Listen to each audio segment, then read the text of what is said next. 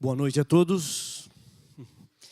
Que privilégio maravilhoso é esse, nós podemos voltar à casa de Deus, estudar um pouco mais de sua palavra, refletir sobre algumas coisas que são extremamente pertinentes ao nosso dia a dia, à nossa vida, à nossa crença, ao nosso progresso, ao nosso desejo de estar perto de Jesus e de receber as suas bênçãos. Quero primeiramente agradecer a música mais uma vez, que tem brilhantado a nossa semana. Deus tem sido louvado através dela, muito obrigado a vocês que participaram, aos demais, ao grupo sempre presente, dando um reforço na nossa música e no nosso louvor e na nossa adoração. Vocês têm percebido que no decorrer da semana, nas minhas abordagens, algumas coisas eu menciono meio que de passagem, como quem quer falar alguma coisa a esse respeito, mas está esperando um momento e talvez o momento seja agora. O que eu tenho falado e que vocês podem ter percebido, eu de vez em quando menciono a tendência que o ser humano hoje, inclusive e principalmente o cristão, tem de levar uma vida de dualidade. Ou seja, eu creio em alguma coisa, mas eu vivo outra. Eu tenho um pé dentro, mas eu tenho um pé fora. E depois eu fico imaginando por que é que as minhas orações não são respondidas. O que será que a Bíblia tem a falar sobre isso? O que será que nós podemos extrair da Bíblia? Quais as informações bíblicas que podem elucidar esse problema, essa questão tão atual? E será que a Bíblia trata com essa intensidade toda que nós conversamos a respeito disso? Hoje o nosso sermão vai ser um pouco diferente. Eu vou usar o telão, vou usar um PowerPoint, para explicar o problema seríssimo, problema bíblico abordado pela Bíblia, que é essa questão das dualidades. Como que a Bíblia trata isso? Será que a Bíblia dá um valor muito grande para isso? Vejam só. Há algumas coisas na Bíblia que nós sabemos desde que somos crianças. Esse versículo aqui eu duvido que alguma criança dessa igreja não saiba de cor. Quase que o salmo todo as crianças decoram, nós sabemos esse salmo quase de cor. E se eu chegar e disser, o Senhor é o meu pastor, todos nós diremos, nada me faltará. E surge uma perguntinha na minha cabeça. Se o Senhor é nosso pastor e nada faltará, a pergunta que surge na minha cabeça é o seguinte: se nada falta, por que nos falta tanto? Por que nós choramos pelos cantos? Por que nós desacreditamos da oração? Por que aquilo que a Bíblia fala, aquela certeza que a Bíblia dá, aquela segurança que nós temos que ter, nem sempre é presente na nossa vida? O Senhor é o meu pastor, nada me faltará. E eu vou para casa e fico imaginando, será que é mesmo assim? Se nada me faltasse, por que me falta? Por que eu choro? Porque alguma coisa está errada, alguma coisa não vai bem conosco e nós temos que descobrir isso. Alguma coisa não funciona simplesmente. Integridade. Vamos deixar essa abertura um pouco de lado e vamos conversar um pouco integridade, inteireza e santidade. A palavra integridade vem do latim integritate, significa qualidade de alguém ou de algo ser íntegro, de conduta reta, pessoa de honra, uma pessoa ética, educada, imparcial, alguém brioso. Há uma palavra muito estranha aqui, mas ela está escrita corretamente, pundonoroso. Existe essa palavra na língua portuguesa, né? Cuja natureza de ação nos dá uma imagem de inocência, pureza, castidade. O que é íntegro, é justo e perfeito, é puro de alma e puro de espírito. Um ser humano não se vende por situações momentâneas, infringindo normas e leis, prejudicando alguém por um motivo fútil e incoerente. A moral de uma pessoa não tem preço e é indiscutível. Tudo isso eu sei que vocês concordam, nós concordamos com isso. Que a integridade é um valor a ser respeitado e a ser vivido e a ser absorvido. Por isso, nós observamos tanto as recomendações bíblicas para a nossa vida, e uma das mais importantes é que nós sejamos íntegros, unívocos. Quando você conversa com alguém, a pessoa sabe ler você porque você é transparente. Se não houver a transparência, nós estaremos infringindo um dos 10 mandamentos da falsidade. do falso testemunho, que atesta exatamente contra a integridade. Uma pessoa mentirosa não é uma pessoa íntegra, é uma pessoa dividida. Uma hora ela fala uma coisa, outra hora ela fala outra. É isso que descreve aí.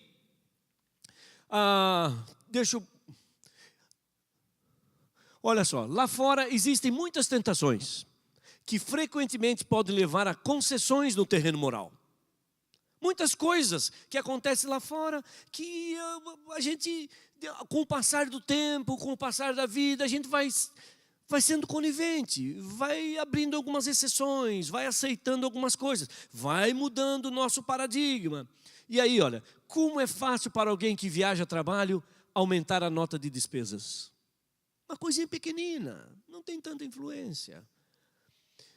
Como é fácil a um homem navegar furtivamente por algum site de pornografia na internet? Uma forma furtiva. Aconteceu. E às vezes a pessoa insiste. Como é fácil? Não tem ninguém vendo. Que são coisas que mexem na nossa integridade. Como é fácil as crianças mentir para os pais. Como é fácil sonegar alguns impostos. Como é fácil comer e beber demais. Como é fácil colar na escola. Como é fácil, e a lista é longa. Tantas coisas que nós enfrentamos no nosso dia a dia, coisas simples, coisas fáceis, coisas pequeninas, que parece que não vão alterar a nossa condição de integridade espiritual. Como é fácil, como é simples. Ficar em cima do muro é fácil. Especialmente quando se fica mais velho. Frequentemente as coisas não parecem tão pretas e brancas como eram no passado. No passado as coisas tinham que ser isto ou aquilo. Com o passar do tempo, isto pode ser, ou aquilo também pode ser, não tem problema. Antigamente era preto no branco, hoje é uma área cinzenta de aceitação. Cedemos um pouco aqui, cedemos um pouco ali. E tentamos manter a nossa nova posição. Então, com o passar do tempo, cedemos mais um pouco aqui. Cedemos mais um pouco ali e procuramos firmar nossa posição mais recente. E vamos nos acostumando com certas mudanças que alteram o nosso comportamento espiritual. Nós nos acomodamos, nos tornamos relativos na interpretação. Pode ser de um jeito ou de outro. Será que a Bíblia aceita isso? Vamos analisar hoje. Algum tempo depois dessa posição mais recente, cedemos um pouco mais, certo? Até acharmos uma posição que nos satisfaça. Logo nos achamos em um lugar onde nunca teríamos sonhado estar. Vocês sabem qual é o pior pecado que existe? Vocês sabem qual é o pior pecado que existe? Isso eu aprendi com um amigo meu, Dr. Wilson Paroski. E ele fala, passando a lição numa classe onde eu estava, ele falou, o pior pecado que existe, sabe qual é? É o primeiro. É o primeiro. Porque os outros vêm mansos, calmos. E muda mais um pouco aqui, mais um pouco ali. E a situação se altera. E a vida se acomoda. E nós aceitamos as novas posições. Portanto, eu repito, o pior pecado que existe é o primeiro. Mas eu vou ceder aqui e depois eu conserto. Não conserta. Apesar de que às vezes precisamos afrouxar um pouco, estar disposto a ceder aqui e ali, com frequência fazemos assim nas coisas de que nunca deveríamos ter nos afastado. É assim que a vida nos leva para certos cantos indesejados. E aí, a integridade moral afeta a nossa saúde espiritual, a nossa saúde mental e a nossa saúde física. A integridade moral tem a capacidade de alterar esses três aspectos da nossa vida.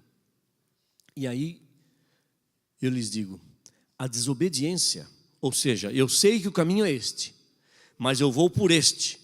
Essa desobediência é o primeiro passo para a descrença. Há certas pessoas que começam a questionar valores espirituais imutáveis da vida, da igreja, da nossa condição espiritual. Mas a pessoa, ela tem que criar uma coerência na cabeça dela, tem que achar uma lógica. E quando ela se acostuma em estar longe dos parâmetros morais, bíblicos e espirituais, ela começa a dizer o seguinte: olha, sabe de uma coisa? Eu não sei se a igreja é tão certa assim. Eu fico devolvendo dízimo, o que é que eles vão fazer com o meu dízimo? E tenta arranjar argumentos para ela sair do caminho e se sentir confortável. Porque ela tem que buscar uma coerência. Vamos falar um pouco mais sobre isso daqui para frente. Deixe-me contar para vocês uma pequenina ilustração a respeito. Vou ser breve nessa ilustração, que eu quero chegar até o final do nosso objetivo ali. 3 corais: coral de Curitiba, coral do IASP e coral do Rio de Janeiro.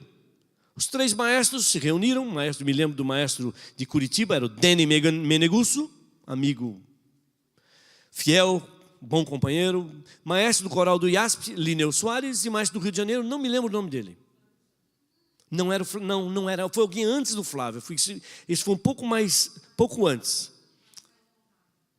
Marcelo pode até ser Marcelo. Aí o seguinte, resolveram juntar num final de semana os 3 corais em Curitiba. E lá foram. Cada coral tinha mais ou menos 120 cantores, jovens, adolescentes, entre que variava a idade deles variava entre os 16 aos 21, pós-adolescentes. Essa era a idade deles. Flor da idade, cheio de questionamentos, cheio de vida. Foram os 3 para lá. E eu fui junto. Aí foram alguns pastores para completar. Foi o pastor Edson Romero, eu fui, pastor Hélio Carnassale estava conosco, e os demais. Quando nós chegamos lá em Curitiba, eles passaram um final de semana maravilhoso, fantástico, cantando, louvando a Deus e coisa e tal. Quando chegou no sábado, final do sábado à tarde, tinha atividade da noite, atividade social, todos os líderes se reuniram. Lineu, acho que o Márcio, o Deni Menegusso, e o que nós vamos fazer com esses quase 400 jovens? No domingo, temos uma manhã livre. O que a gente pode fazer para extrair deles algum conteúdo, para passar para eles algumas informações? Jovens na flor da idade, cheios de questionamentos. E alguém teve uma ideia. Vamos colocá-lo num auditório, num plenário, e vamos analisar, escrever todos os assuntos pertinentes à vida do jovem.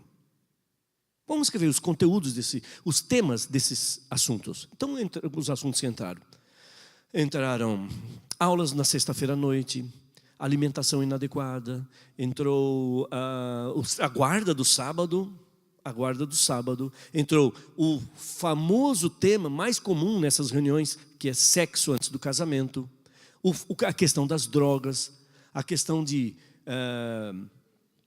entretenimento em geral, entraram vários conteúdos.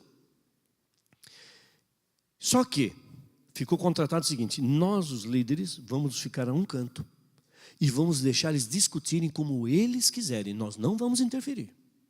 Deixe que eles falem tudo o que eles acham, tudo o que eles pensam.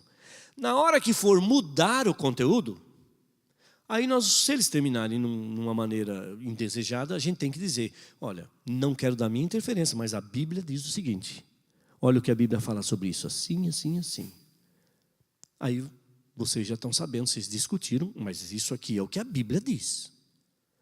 O segundo conteúdo, olha, deixa discutir, nós não interferimos. Quando chegar no final, assim diz o Senhor, eles vão ficar sabendo. E começou a discussão no domingo. Todos os assuntos, joias, esse é outro assunto que eu me lembro que entrou. Eles começaram a discutir. Rapidinho entrou no assunto mais tenso, mais relativo à idade deles, que era a questão do sexo antes do casamento, namoro de forma inadequada, essas coisas todas. Discutiram, depois passaram para outro assunto, discutiram.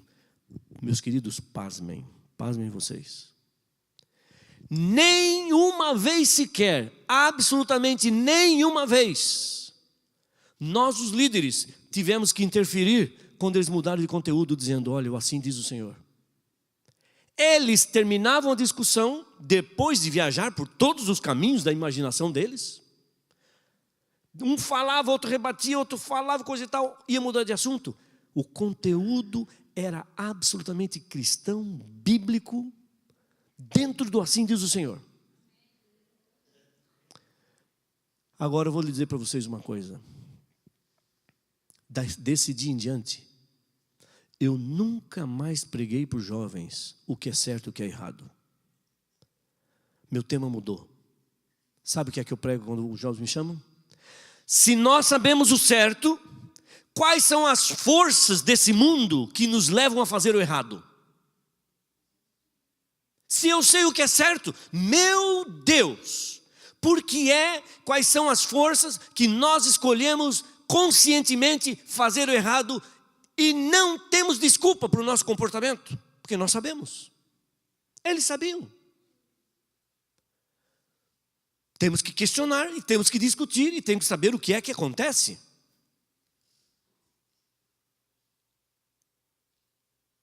Conclusão. Se sabemos o que é certo, quais são as forças que nos fazem escolher o errado? Se nós sabemos o que é certo, por que a igreja não é perfeita?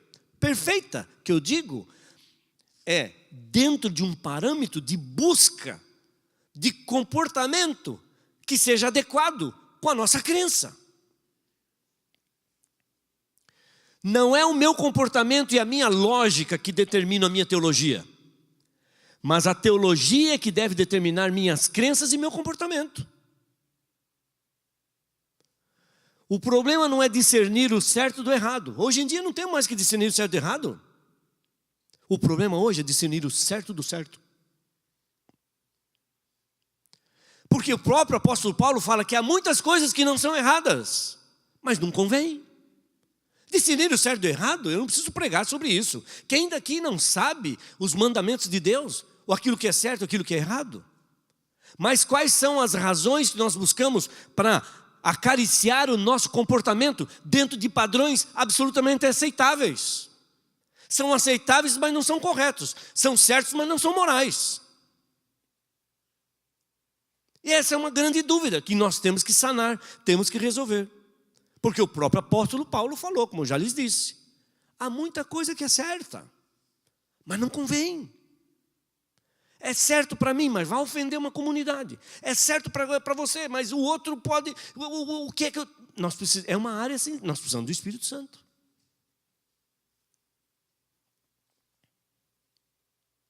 Vamos para frente.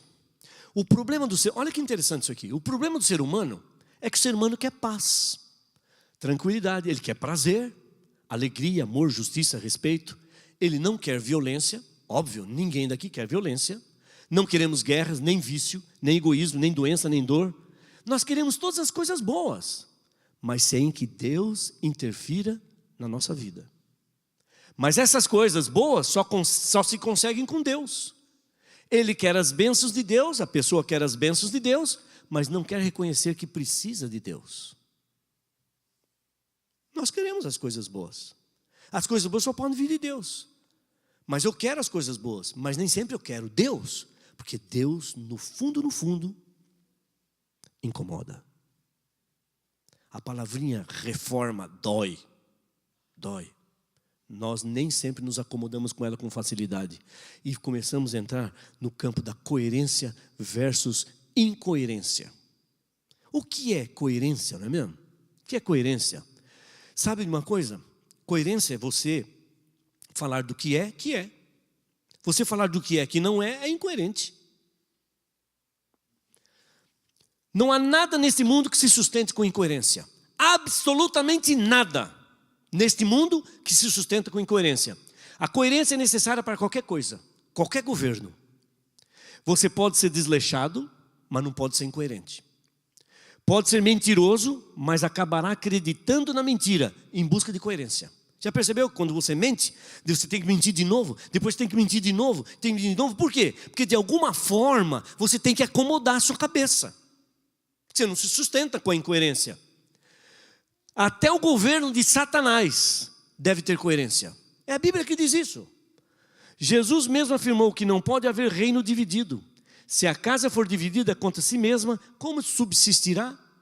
Ele está afirmando que subsistência de qualquer entidade deve sustentar com coerência. Quando afirmaram que Jesus espantava os demônios pelo principal, pelo maioral dos demônios, por Beelzebul, o maioral dos demônios, Jesus diz: como é que uma casa pode ser dividida? Como Satanás pode expulsar Satanás? Tem que haver coerência até no reino de Satanás. Nada subsiste nesse mundo de forma incoerente. E será que a incoerência faz parte da nossa vida? O que é que a Bíblia diz sobre a incoerência, sobre as dualidades? O que é que a Bíblia fala? Será que a Bíblia é tão séria nesse assunto? Vamos ver algumas passagens bíblicas sobre isso daí. Olha lá, Tiago 1,8. O homem de coração dobre, ou seja, de coração dividido, de coração duplo, é inconstante em tudo que ele faz, em todos os seus caminhos. Você tem um coração duplo, você tem um coração dividido, você vai ser inconstante. Oséias 10,2. O seu coração está dividido, por isso serão culpados. Percebem? A pessoa não está afrontando alguém, não está ofendendo alguém, não está falando mal de alguém, está apenas dividida. Ok? Olha o que mais que diz aqui, deixa eu me acertar com aqui. Ok. Samuel 15:22. Tem porventura o Senhor tanto prazer em holocaustos e sacrifícios, como em que se obedeça a palavra do Senhor? Obedecer é melhor do que você apresentar sacrifícios. Você vir à igreja e não obedecer, significa que você é incoerente.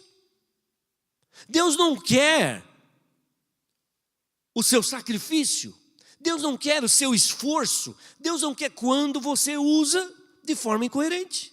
Eu vim para a igreja, eu devolvi meu dízimo, eu fiz isso, eu fiz aquilo. E Deus diz: eu não quero esse sacrifício, eu quero a sua obediência. Obedecer é melhor. Até quando cocheareis entre dois pensamentos? Se o Senhor é Deus, seguiu. Se o Senhor é Baal, segue Baal. Mas não fica com Deus e com Baal ao mesmo tempo. Não dá certo, não serve. Ide, porém, e aprendei o que significa misericórdia quero. Eu não quero sacrifício. Eu sei as tuas obras, que nem és frio nem quente. Aqui chegamos no ápice da incoerência. Eu conheço as tuas obras. Eu sei que você não é frio e não é quente. Em outras palavras, você é incoerente. Oxalá você fora frio ou fora quente. Assim, porque és morno, Deus, através da Bíblia, está dizendo: você seria muito mais aceitável se você fosse frio, que tivesse absolutamente largado no mundo, fazendo o que quer, mas você estaria com um lado definido. Ou, preferivelmente, você fosse quente. Mas porque você é morno, eu vou vomitar você da minha boca. Palavras sérias, palavras fortes. Vomitar-te-ei da minha boca. Quem? O incoerente, o morno. Aquele que acha que qualquer coisa serve. Eu vim para a igreja, eu prestei culto a Deus, sábado pela manhã. Agora Deus que me atenda. Ele que cumpre o seu papel na minha vida. Afinal de contas, eu fui à igreja hoje. E Deus disse: eu não quero sacrifício, meu filho. Eu quero você. Eu quero o seu coração. Aborreça a duplicidade, mas ama a tua lei. Escolhei hoje a quem servis, porém eu e a minha casa serviremos ao Senhor. Definição. Olha só, e aqui chega em Lucas, não vou me demorar, não vou ler aqui porque todos nós sabemos. O que é a casa na areia e a casa na rocha? Interessante, né? Nós pensamos, casa na areia, quem construiu na areia é aquele camarada que não tem religião, aquele camarada frio, aquele camarada que a Bíblia, Deus não fazem sentido para ele. Jesus Cristo é um ser humano, esse camarada que não quer saber de coisa nenhuma, esse eu construiu na areia. E quem construiu na rocha? Aquele cristão. Engano. Quem construiu na areia é cristão. Quem construiu na rocha também é cristão. Se você observar o que diz em Lucas 6, 46 e até 49, diz o seguinte: porque aquele que ouve as minhas palavras e pratica, coerência, ouço e pratico, esse construiu na rocha. Aquele que ouve e não pratica, esse é o incoerente, esse construiu na areia. Os dois ouvem. Os dois estão refletindo sobre a palavra que ouvem. Um grupo pratica, outro grupo ouve e não pratica. Esses são os que construíram, tanto na rocha quanto na areia. Esses são os que estão sentados na nossa igreja aos sábados. Porque ambos ouvem. Aqui não menciona o grupo que não ouve, decidiu não ouvir. Decidiu viver por conta própria onde quer que esteja. Esse é o frio. Os dois são quentes e os dois estão na igreja, pelo menos por aparência. E é contra isso que a Bíblia fala e nós temos que parar e entender e refletir sobre isso. Lembre-se naquela situação, quando Jesus foi questionado pelos fariseus. Com que autoridade, Jesus Cristo, você faz essas coisas? Jesus olhou para eles e falou, vou fazer uma perguntinha para vocês também. O batismo de João era do céu ou da terra? Era de Deus ou dos homens? Eles falaram, se nós dissermos que era do céu, ele vai dizer, por que vocês não acreditam? Se nós dissermos que é dos homens, nós estamos com medo dessa multidão aqui. Nós somos fariseus, saduceus, liderança. Aí eles disseram, acharam um meio termo, acharam em cima do muro. Acharam o caminho da incoerência em cima do muro. Chegaram para Jesus e não assumiram. Falaram assim, achamos que é dos homens, no meio da consequência. Ou achamos que é de Deus, não quero servir, não quero viver. Chegaram para Jesus e disseram, não sabemos. E sabe o que Jesus disse? Não tem conversa com incoerente. Tchau. Virou as costas e foi embora. Eu também não respondo para você com que autoridade faço essas coisas. Em outras palavras, Jesus não tem diálogo com pessoas incoerentes. Vou contar uma ilustração para vocês, que é uma mera ilustração.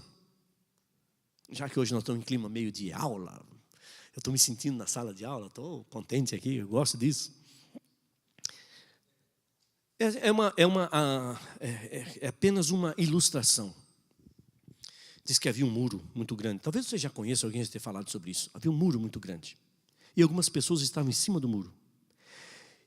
Do lado direito estavam os anjos do céu, querendo tirar as pessoas de cima do muro e trazê-las para o céu. E os anjos diziam, desce do muro, vem para o céu. Desce daí, vem para o céu. Aí é perigoso, você pode cair para o outro lado. Venha para cá e coisa e tal. E do outro lado, do lado do mal, dos anjos do mal, do lado de Satanás, os anjos todos ficavam parados olhando, ninguém falava nada. E os anjos de Deus iam, desce, vem para cá, desce, vem para cá, desce, vem para cá, pensa, olha o seu caminho, você está em cima do muro, vem para cá, decida, vem para cá. E os anjos do mal olhando. Alguém ficou intrigado com essa situação? E chegou para um anjo do mal e falou assim, olha, os anjos do bem estão todos chamando a pessoa para reflexão, para a pessoa entender para onde ela está indo, está em cima do muro, não se decidiu, está querendo que ela se decida. Por que vocês ficam calados e não falam absolutamente nada com essa pessoa nessa situação de perigo? Alguém olhou para ele e disse, o muro é meu. O povo de Satanás olha para o muro e fala, o muro é meu. Se ele está em cima do muro, não tem que me preocupar, ele é meu. Interessante, não é? O muro tem dono. Quando você decide ser meio quente, meio frio, você não é nem quente nem frio, você já decidiu o caminho que você toma. Essa é a questão das dualidades, a questão que nós nos preocupamos realmente. E a Bíblia se preocupa, como vocês viram, quantos versículos. Selecionei apenas alguns para elucidar essa questão. E são muitos. Incoerência é mornidão. Você tem que decidir. É preto, é branco, é branco. É frio, é quente, é quente. Jesus não privilegia os mornos. Como pode atender e ouvir aqueles que são vomitados da sua boca? Se ele vomita o morno da boca, como é que o morno quer se ajoelhar e pedir para Deus resolver a sua vida, resolver o seu problema? Se ele é morno. Deus diz que vomita o morno e agora vai ouvir o morno. vai ouvir um pedido. Não faz sentido. A Bíblia é coerente e nós temos que entender isso. Havia 2 meninos. Todos os dias eles saíam da escola, iam juntos para sua casa e passavam por um caminho. E nesse caminho que eles passavam, indo a pé, havia um grande muro e uma firma do lado de dentro do muro. E eles falavam todos os dias: o que será que tem aí dentro? Portão fechado. Não sabemos o que tem aí dentro. Queremos conhecer o que tem dentro desse muro. Passavam todos os dias e o comentário mesmo. Um dia, o menino falou: eu sei que ali tem um buraco. Eu vou pôr a cabeça dentro desse buraco e vou observar o lado de dentro, porque aí a gente mata a nossa curiosidade. E ele foi, pôs a cabeça para dentro do muro para observar, mas ele não percebeu que alguém estava abrindo o portão, que o trilho passava por baixo. E ele observando, e o portão se abrindo. De repente o portão deu uma pancada na cabeça dele, que ele conseguiu tirar a cabeça, e o galo surgiu logo, e ele ficou atordoado, e o coleguinha do lado dele olhou para ele e falou assim: o que você aprendeu aí? O que você aprendeu com essa situação? O que você viu? O que você aprendeu? Eu falei assim: eu aprendi o seguinte: na vida, a cabeça e o corpo têm sempre que estar do mesmo lado. A cabeça e o corpo sempre tem que estar do mesmo lado. Não é interessante?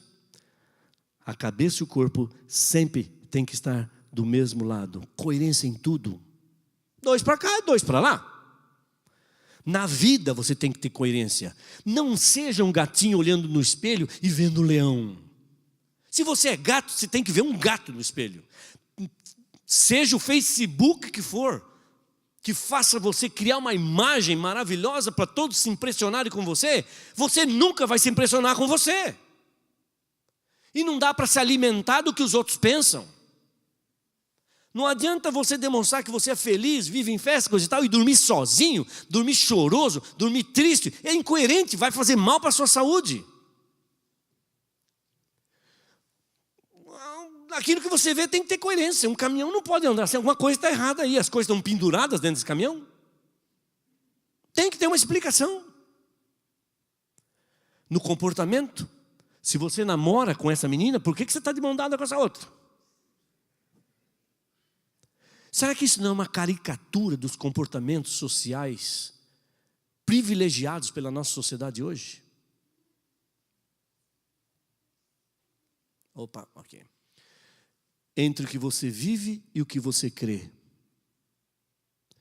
tem que haver coerência. Se você crê nisto, viva o que você crê. Se você crê naquilo, viva o que você crê. Porque senão vai acontecer alguma coisa interessantíssima que eu quero analisar com vocês, ainda que de uma forma rápida. Não reformamos nossa vida, mas queremos poder. Como é que você quer poder se você diz que ora, mas não ora? A gente sai satisfeito em entender que precisamos orar. Isso não é oração. Um pedaço de papel escrito pão não alimenta ninguém. Se você quer poder, você diz que ora, ore, e você vai ter poder. Não buscamos a santificação, mas queremos ser ouvidos. Queremos ter a palavra final. Não é assim que a vida funciona. Aqui eu quero analisar com vocês essa coisa que é rápida também, mas é muito interessante. Leon Festinger, ele escreveu uma teoria da dissonância cognitiva. É um nome complicado, mas ele vai fazer sentido, vocês vão me compreender. Dissonância cognitiva. Dissonância é o desencontro de harmonia. É uma dissonância. Uma nota que não deveria estar naquele acorde. É uma dissonância. Cognitiva é relacionada ao conhecimento.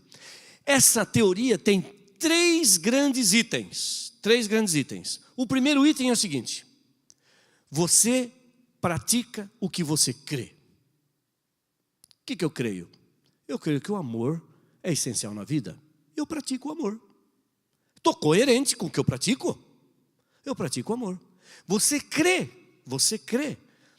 que deve priorizar a família em todas as coisas. E você realmente prioriza a família. Mas olha como nós somos incoerentes. Família é a coisa mais importante para mim. Se você tiver que perder o trabalho, o esporte, vamos dizer o esporte, para facilitar a compreensão. Se você tiver que perder para o resto da sua vida o esporte, ou perder para o resto da sua vida a família, qual dos dois você prefere perder?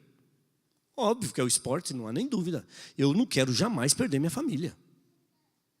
O esporte exige de você, vamos imaginar, 10 horas por semana. Um exemplo. 2 horas por dia, durante 5 dias da semana, eu trabalho, brinco 2 horas, trabalho. O esporte exige isso de mim. A família exige de você 10 horas por semana também. Ok. Para o esporte, você dá 20 horas. Para a família, você dá 2. Não diga que a família é mais importante. Diga, eu gostaria que a minha família fosse mais importante. Porque na realidade, o esporte é muito mais, porque eu dou o dobro de horas para o esporte. E para a família eu dou menos da metade. Eu gostaria não significa que você faz. Eu gostaria de ser um cristão, mas eu não moro. O trabalho, nada contra o trabalho é uma bênção. Mas se o trabalho exige 40 horas de você e você dá 60, e a família exige 5 e você dá meia, alguma coisa está errada. Alguma coisa está fora de ordem. Então, se você crê em alguma coisa, você tem que praticar. O segundo é o inverso dessa aqui, olha. O segundo é o seguinte: você crê no que pratica. Eu tenho um hábito que eu sempre tive a minha vida toda. E eu creio que esse hábito é correto. Eu acredito na minha prática. Então, essa teoria de Leon Festinger tem 3 alternativas. Primeiro, você pratica aquilo que você crê. Ou então você crê na sua prática, que já vem de tradição, mas você crê, com honestidade. Agora, e a última lei, a última da teoria, sabe qual é? É a seguinte: se você não praticar nenhuma das duas acima, fatalmente você vai perder o equilíbrio da sua mente. Vou dizer para vocês, houve uma época na nossa sociedade que quando as pessoas sofriam do pulmão, o médico receitava um cigarro. Uma época estranha, medicina incipiente, medicina no começo da sua história. O camarada ia no médico, ia ao médico, o médico dizia, você tem que fumar um cigarro por dia. Ele fumava porque ele estava consciente que estava fazendo certo. Ok. Pode até morrer, mas não perde o equilíbrio. Pode ganhar um câncer no pulmão, mas não perde o equilíbrio da mente. Agora hoje, as pessoas sabem que o cigarro faz mal, mas ela continua fumando. Ela sabe que faz mal, mas ela fuma. Criou um desequilíbrio. Eu sei, mas não pratico. Fatalmente vai perder o equilíbrio da mente. Vai perder o equilíbrio da mente. Uma vez cheguei para uma enfermeira e perguntei, o que é um velho ranzinza? Por que os velhos são ranzinza? Ela falou assim, velho ranzinza é aquele que amadureceu as más qualidades. Cristalizou as más qualidades durante a vida. Acreditava numa coisa e vai cristalizando aquele seu erro, sabendo que está fazendo errado, mas transformando o errado no certo. Um dia ele vai atrapalhar a sociedade, porque ele vai se tornar ranzinza, porque ele cristalizou o que ele sabia que devia esquecer. Capricho pessoal próprio. Então olha o que acontece aqui. Das duas uma, ou aquilo que sabemos ou pensamos se adapta ao nosso comportamento, ou o comportamento adapta-se ao nosso conhecimento. E o que a Bíblia fala sobre isso? Parece que o autor dessa teoria foi buscar na Bíblia. Bem-aventurado aquele que não se condena a si mesmo naquilo que aprova. Se você se condena, se você pratica uma coisa e você mesmo se condena, você está cristalizando suas más qualidades e você vai sofrer um desequilíbrio mental mais cedo ou mais tarde. Os 2 pés têm que estar juntos para lhe dar equilíbrio. A sua mente tem que estar de acordo com o seu comportamento para você ter equilíbrio. E vamos para a parte final agora. Sabe, Deus fez o ser humano para andar. O ser humano é o único animal ser vivente, com carne, que anda ereto. Anda ereto. Único. Ser humano não anda curvado. Ser humano não anda tombado. A menos que seja por uma questão de falência dos órgãos. Exatamente. Alguma coisa assim. Um defeito. Porque ele nasceu para andar ereto. O ser humano foi criado por Deus, à semelhança de Deus. E ele não tem que ficar na sarjeta. Ele não tem que andar cambaleando por excesso de descuido de bebida e desleixo. O ser humano não foi feito para andar assim. Mas, lembre-se, na vida, a cabeça e o corpo devem estar sempre do mesmo lado. O desequilíbrio faz mal, não funciona. Essa é a postura desejável do ser humano. Mas acontece o seguinte: onde o ser humano tem que pôr os pés? A Bíblia diz: ó Deus, não peço que os tires do mundo. Nós estamos no mundo, temos que pôr o pé no mundo. O mundo é nossa casa, o mundo é o nosso chão. Nós temos que estar no mundo. Vivemos num mundo onde as pessoas não praticam a mesma espiritualidade que nós praticamos. Você vai comer um pão, não foi um adventista do sétimo dia que fez aquele pão. No Brasil você vai pegar um ônibus, ainda que seja sábado de manhã, o motorista não é um cristão. Você está no mundo, você tem que viver nesse mundo. Deus não quer que você saia do mundo. Deus quer que o Pai livre você do mal enquanto você estiver neste mundo, para um dia esse assunto ser resolvido. Então nós estamos lá. Mas sabe o que acontece? Os tempos mudam. Os tempos mudam. O mundo sai do lugar, o mundo saiu do lugar já muitas vezes. Olha o que acontece lá. Nós temos Deus na nossa cabeça, Deus guiando o nosso dando-nos direcionamento e os nossos pés sobre o mundo. Estamos eretos, cabeça em Deus, pés no mundo. Mas o mundo faz o seguinte: olha o que o mundo faz. O mundo sai de lá e vai para lá. Em matéria de princípios, o mundo muda. O mundo muda. E o cristão não consegue viver assim. Sabe por quê? Porque Deus disse: eu não mudo. O mundo muda. Princípios, costumes e essas coisas. E nós que temos a cabeça em Deus, não mudamos. Porque a nossa cabeça está em Deus. Portanto, viver assim não dá. E se não dá para viver assim, alguma coisa tem que ser feita. Sabe o que tem que ser feito? Esse é o dilema. Por exemplo, deixa eu abrir um parênteses aqui. Esse é o dilema do jovem adventista. O jovem adventista tem uma dualidade no comportamento. O não cristão não sofre esse problema. Vou dizer algumas coisas a respeito do comportamento do jovem adventista. Por exemplo, há muitas crianças, adolescentes que vêm do interior, isso no Brasil, para as grandes cidades e vão para as grandes escolas e vão frequentar as grandes escolas, e as menininhas criadas com orientação de família, orientação bíblica, chegam lá e as coleguinhas da mesma idade chegam: você é virgem? Sim, sou virgem. Mas é virgem hoje, 2016, quase 2017. Você ainda é daquele tempo, ultrapassada e coisa e tal. Mudou o mundo. E a menina, ela é ridicularizada porque ela tem padrões, ela tem a cabeça num ponto fixo, central, que não muda. Mas o mundo mudou e ela se sente agora sem o chão sobre os pés.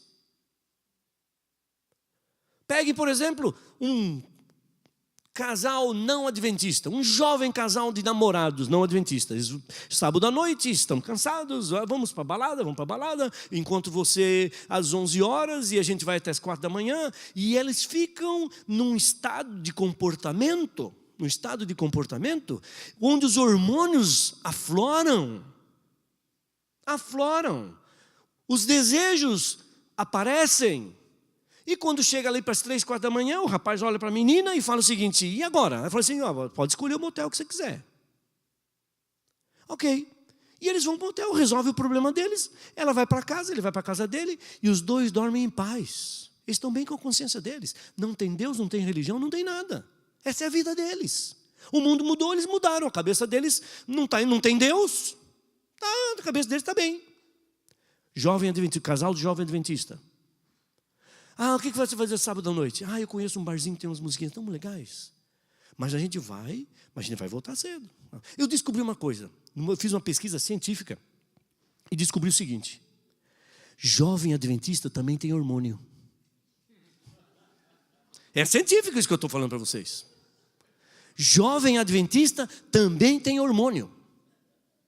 Vai, se submete a uma situação, e quando chega lá para as 2 da manhã, fala, nós temos que ir embora, porque senão alguma coisa fica perigosa aqui, tá bom. Aí ele leva a menina para a casa dela e ele vai para a casa dele. Os hormônios na flor da pele. Eles vão dormir? Vão conseguir dormir? Não vão. Não vão. Mas não podemos ir por esse caminho. Esse caminho não é nosso. Nós não podemos, nós temos que ser fiéis. Mas nós esquecemos dessa área cinzenta. No outro final de semana eles saem de novo. No outro saem de novo. E vão se preservando. Sendo que o povo de fora, que não tem esse problema, resolve o seu problema e fica à vontade. E nós ficamos tensos, abatidos. E aí começa a desobediência, leva para a descrença. Ele deita e fala assim, esse papo de igreja, hein? Só nos traz senso de culpa? Será que igreja é tudo isso mesmo? Fica levando o nosso dízimo, fica dizendo que tem Espírito Santo. Espírito Santo não existe. E começa a questionar a igreja porque ele está precisando de paz, está precisando de coerência. Ele está levando uma vida com a cabeça em Deus e os pés no mundo. Não pode viver torto. Ele precisa arranjar uma desculpa. A desculpa que ele arranja é a seguinte: a igreja está errada. E ele vai conseguir dormir em paz. E ele vai se liberar. E aí, olha o que acontece. O mundo mudou, o camarada mudou e tudo bem. Mas Deus ficou onde estava. Aqui não dá para ler porque algumas coisas eu mexi no computador mas ali está escrito o seguinte: o mundo diz o seguinte, você tem que ter coerência também. E diz, mas eu tinha cabeça em Deus. Aí o mundo diz, eu vou te dar vários deuses. E os deuses que o mundo oferece são os seguintes: Deus da mitologia, Deus do dinheiro, Deus das religiões orientais, deuses para você se sentir bem, porque uma pessoa hoje não consegue viver sem Deus. Eu vou arranjar deuses para você. Fique com o pé aqui onde o mundo está mesmo. Deixa Deus lá, porque aquele Deus não existe. Aquele Deus não vale. Aquele Deus é um mito. Aquele Deus, olha só os deuses que você tem para você se sentir coerente. O mundo tem que arranjar uma alternativa para as pessoas que abandonaram Deus, tenham deuses correspondentes e encontrem uma coerência. E essa alternativa não é só para os jovens. Essa alternativa são para todos nós. Que temos chances de sermos incoerentes no nosso comportamento. Mas aí o camarada diz, não, eu tenho Deus, eu não largo de Deus. Mas o mundo foi parar lá. Como é que você vai fazer? Como é que o cristão vai fazer? O cristão verdadeiro vai. Como é que você vai fazer? Porque o mundo mudou. Onde você vai pôr o pé? Se o mundo está lá e os deuses estão lá, onde você vai pôr o pé? Sabe onde você vai pôr o pé? Na fé. Sabe por quê? Porque o justo vive pela fé. O mundo pode fazer o que quiser, pode ir para o lugar o que quiser. Minha cabeça está em Deus, meu pé está na fé. Olha, dá música isso, hein? O mundo pode fazer o que quiser, pode ir para onde quiser, mas a minha cabeça está em Deus e os meus pés na fé. Essa é a única, absolutamente única alternativa para a incoerência: fé. E como é que vem a fé? A fé vem pelo ouvir. Ouvir o quê? Palavra de Deus. Você não vai ter equilíbrio emocional, você não vai ter a coerência que Apocalipse, da qual Apocalipse fala. Quem dera você fosse quente. Não vai ter se você não dedica tempo para aumentar a sua fé. Através de ouvir a palavra, ouvir a voz de Deus, vir à igreja e trazer a sua alma para a igreja. Vem à igreja porque você quer sair daqui com Deus na sua vida, e não para cumprir uma promessa, e não para cumprir uma tabela, e não para cumprir uma exigência que você mesmo colocou na sua vida há muito tempo, e você vai se sentir culpado se não vier à igreja. Mas você vem à igreja, traga o seu coração junto, entregue-se a ouvir a palavra, a ouvir o que Deus tem para nós. E que mais? Ouvir o quê? A palavra de Deus. Palavra de Deus. Essa é a única alternativa. Essa é a solução que nós temos. Não há outra. Não há formas de nós consertarmos esse problema. Davi era um homem de guerra. Até para Davi, Deus tinha uma coerência absurda, porque ele é um homem de guerra. Deus é o Senhor dos exércitos. E se você olhar o que está escrito em 2 Samuel 5,10, diz: e Davi se ia cada vez aumentando e crescendo, porque o Senhor Deus dos exércitos era com ele. Para você aumentar, para você crescer, para você ser forte, não pode haver incoerência. Você tem que ter o Deus adequado para a sua vida. Se você é um professor, o mestre dos mestres está com você. Se você é um doutor, o médico dos médicos tem que estar com você. Não vale nós nos entregarmos para uma teoria da dubiedade. A Bíblia fala abertamente contra isso. Temos que parar e refletir, porque só assim a nossa vida pode crescer. Qual era o segredo de Davi? Já estamos terminando aqui. Qual era o segredo de Davi? O segredo de Davi é muito simples. É esse aqui o segredo de Davi. Salmo 55, 17. De tarde e de manhã e ao meio-dia orarei. E clamarei, e ele ouvirá a minha voz. Segredo de Davi. Davi era Davi, não é porque Davi era um sujeito especial simplesmente por Deus, porque Deus pegou Davi e falou: você vai ser especial. Não, Davi era Davi porque Davi se entregava. De manhã, de tarde, ao meio-dia, eu orarei, e Deus vai ouvir a minha voz. Você quer ser igual a Davi? Faz como Davi.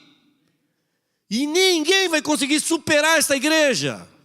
Não porque nós decidimos, mas porque Deus está nessa igreja. Deus está com as pessoas. Deus está com a decisão. Olha outra coisa que Davi fala agora em Salmo 88, versículo 13. Eu, porém, clamo a ti, Senhor, e de madrugada te envio a minha oração. Davi orava de manhã, de madrugada. Orava de manhã, orava tarde, orava meio-dia. Por isso Davi era Davi. Vocês acham que foi a habilidade, a mira de Davi que venceu aquele gigante? A força de Davi que conseguiu? A estratégia de Davi? Não! Davi era liderado pelo Senhor dos exércitos. Ele era tão vazio quanto Paulo, e o Senhor passava através dele e fazia obras maravilhosas que os gigantes caíam. Por quê? Porque Davi estava entregue na mão de Deus. Você quer ser um gigante? Se entregue para Deus e você vai ter o poder que Davi tinha. Não há alternativa. A Bíblia é clara. Na minha vida, eu traduzi muita gente. Dwight Nelson foi fazer uma semana de oração no NASP. Estava naquela época lá, não? Dwight Nelson? Não, né?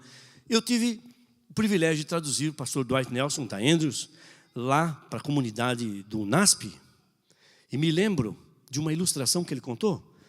Me lembro assim, mas o ponto central eu me lembro. Diz que uma cidade pequenina estava com um problema de água. Todo mundo abria a torneira, não saía água. E eles não tinham água. E muita gente voltando da guerra, muita gente voltando para aquela cidade, era muito pequenina. Mas agora tinham que começar a abandonar a cidade, porque simplesmente não tinha água naquela cidade. Olharam o encanamento, não tinha água. Até que alguém descobriu uma coisa.